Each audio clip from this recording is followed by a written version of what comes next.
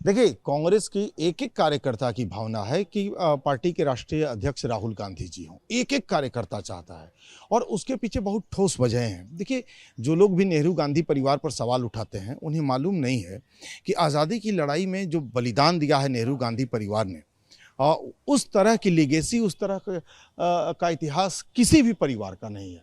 किसी भी मोतीलाल नेहरू जी ने उस समय आंदोलन को, राष्ट्रीय आंदोलन को 2-2 बड़ी हवेलियां दान कर दी। स्वराज भवन और आनंद भवन। इसके बाद स्वरूप रानी जो मोतीलाल नेहरू जी की पत्नी थी, उन्होंने नमक आंदोलन जो हुआ, नमक कानून तोड़ने का आंदोलन, उसमें पुलिस की लाठियां खाईं और उन चोट की वजह से उनकी मौत हुई। ये पहली कुर्बानी थी उस परिवार की। जवाहरलाल नेहरू जी ने 12 साल जेल में बिताए, इंदिरा गांधी जी ने जेल में बिताए, इंदिरा गांधी जी की पति फिरोज गांधी ने जेल में समय बिताया। और एक समय तो ऐसा आया जब जवाहरलाल नेहरू जी, बेटी इंदिरा गांधी जी, उनके दामाद फिरोज गांधी, तीनों एक साथ जेल में थे। क्या ऐसी कोई परंपरा कुर्बानी की आपको दिखती है? इंदिरा गांधी जी की हत्या क्या अपनी जमीन के लिए हुई? नहीं, इंदिरा गांधी की कुर्बानी इस देश के लिए हुई, राजीव गांधी की कुर्बानी इस देश के लिए हुई। तो कोई एक परिवार बताइए जिसमें कुर्बानी का इतना शानदार इतिहास इस मुल्क के लिए हो। तो हम चाहते हैं राहुल गांधी। देखिए, सबसे पहले मैं ये बताना चाहता हूँ कि जैसे हमारे भाई आशीष नाथ ने बोला कि सभी की प्राथमिकता है कि राहुल गांधी जी बने, लेकिन राहुल गांधी जी का जो डिसीज़न है, जितना वो रिलेक्टेंट है, अगर वो नहीं बनते हैं तो हमारे जो संविधान के हिसाब से जो प्रक्रिया है वो आप देख रहे होंगे कि ये प्रक्रिया चालू है।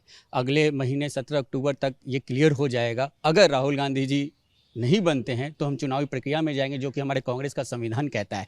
उसमें बहुत लोग हो सकते हैं, इसमें हम नॉमिनेट नहीं कर सकते। जब इलेक्शन की प्रक्रिया है, लोकतांत्रिक प्रक्रिया है, तो उस प्रक्रिया में जो भी आएगा, जो भी जीतेगा, वो हमारे प्रदेश का, ये देश का अध्यक्ष बनेगा। और सबसे अहम बात मैं बताना ये चाहता हूँ कि कांग्रेस ही एक ऐसी जन लोकतांत्रिक पार्टी है जिसमें पार्टी के अंदर भी चुनाव की प्रक्रिया है। आप भाजपा को देखो, जेपी नड्डा जी कैसे आए, जेपी नड्डा जी छोड़ो, उससे पहले अमित शाह जी कैसे आए। वो कहते हैं कि दुनिया की सबसे बड़ी पार्टी है, लेकिन एक चुनावी प्रक्रिया के तहत वो अपने देश के राष्ट्रीय अध्यक्ष को नहीं चुन सकते हैं। और मुझे ये नहीं समझ में आ रहा है भाजपा को क्या प्रॉब्लम है। मतलब बिहार में कहावत है, हंसुआ के शादी में खुरपी का ब्याह। उनको क्यों पेट में दर्द हो रहा है? भाई, हमारी पार्टी का लाइन लेंथ है, हमारी कार्यकर्ता है, हमारी टीम है, हमारा एक स्ट्रक्चर है, संविधान के तहत उस लोकतांत्रिक तरीके से हम राहुल जी के पक्ष में दिख रहे नहीं तो फिर जो भी चुन के उसको समर्थन करेंगे।